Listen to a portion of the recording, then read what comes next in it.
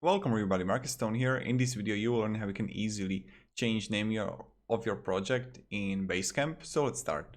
First, when you create a project, there are two options how you can do it. Click on your project, and right now in these dots, just click on them, and you can edit name, description and tab.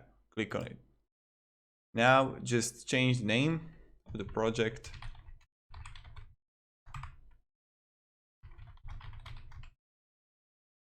Okay, we have it.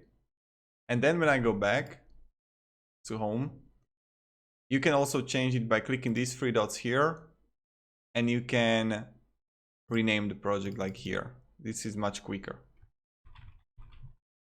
So these are the two options how you can change the project name. Thank you very much everybody for watching. If you enjoyed this video, you can support and subscribe. You know how it goes. So thank you, have a great day, and see ya. Goodbye.